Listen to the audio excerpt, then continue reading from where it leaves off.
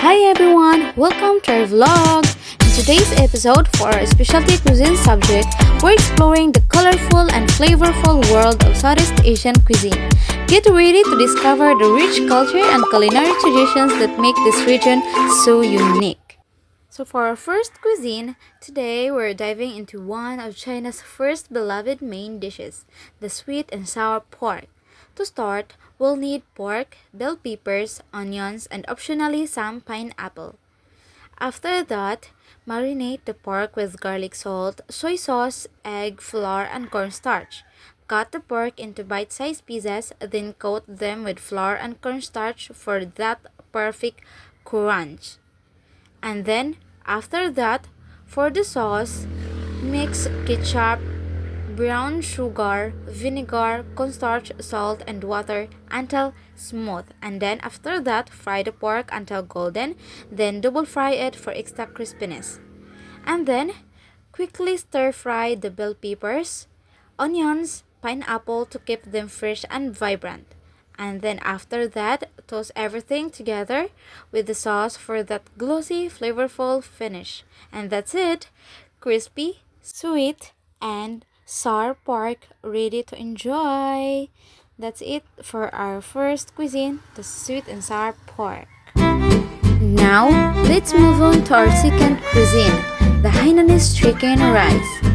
So we're making a comforting and flavorful classic Hainanese chicken rice.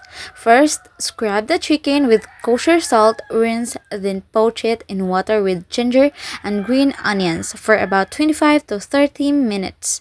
Once cooked, transfer it to an ice bath to stop the cooking and keep the meat tender.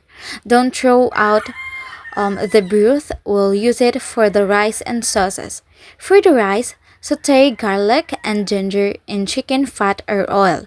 Then add rinsed jasmine rice, salt, and the poaching broth. Let it simmer until fully cooked and fluffy.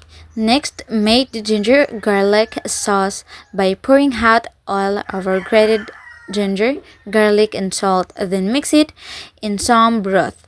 For the soy dipping sauce, mix soy sauce, sugar, sesame oil, and a bit of broth. Finally, chop the chicken, plate it with rice, cucumber, and cilantro, and serve with both sauces on the side.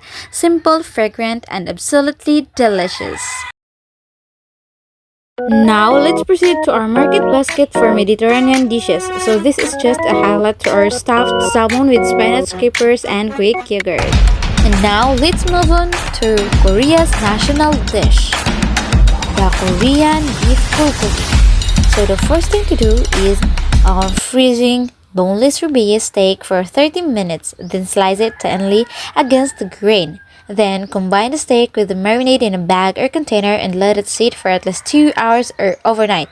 For the marinade, mix grated pear, soy sauce, brown sugar, sesame oil, garlic, ginger, and gochujang. And then, after that, heat a bit of vegetable oil in a grill pan over medium-high heat, and then cook the steak in batches. And then, avoid overcrowding the pan to get that perfect sear. Once cooked, garnish with sliced green onions and toasted sesame seeds. And the result is tender, juicy, and packed with bold Korean flavors.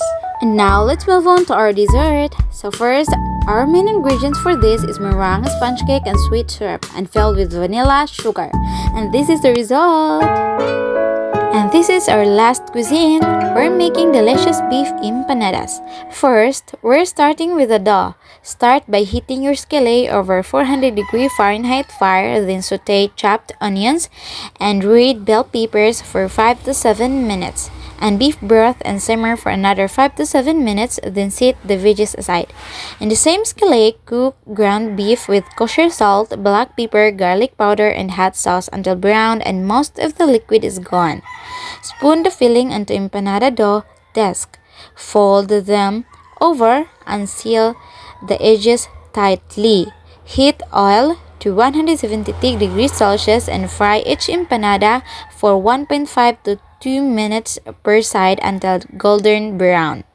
And then after that, serve hot and enjoy these delicious beef empanadas. That's all everyone. Thank you for watching.